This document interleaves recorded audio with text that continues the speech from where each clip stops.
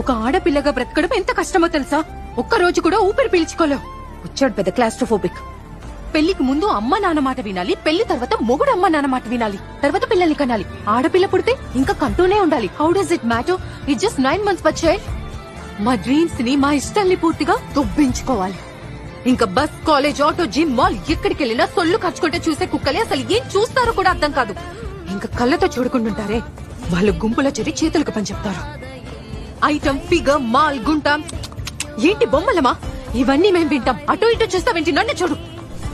45 degrees ఎండలో బయటకు వెళ్లాల్సి వస్తే పేరెంట్స్ ఏమంటారో తెలుసా? అమ్మ ఫుల్ స్లీవ్స్ చుడీదార్ వేసుకుని వెళ్ళు, లేదంటే అబ్బాయిలు ఏడిపిస్తారు అని. దానికి మేమేం చేయాలి? పాప్కార్న్ ల వేడికి బర్స్ట్ అయిపోవాలా? ఈ మధ్యేమో కొత్త ట్రెండ్, ఫోన్ తో న్యూడ్ పిక్స్ తీయడం. Public service announcement, dear men, మా అమ్మాయిలకి మీ న్యూడ్ పిక్స్ చూసే ఇంట్రెస్ట్ అస్సలు లేదు. So zip it up. Social మీడియాలో ట్రోల్స్ చేస్తారు, స్లట్ అంటారు, మళ్ళీ అంటారు బ్లాక్ ఎందుకు చేసావు సిస్టర్? సో మిస్బిహేవ్ ఎవరు చేస్తారు? అబ్బాయిలు. ఎవరు వెంటపడి ఏడిపిస్తారు? అబ్బాయిలు. హెరాస్ ఎవరు చేస్తారు? అబ్బాయిలు. కానీ ఇక్కడ ఎవరు ఫ్రీడమ్ తప్పింది? మా అమ్మాయిలది. సో అబద్దాలు అడ్డం మాకేం సరదా కాదు.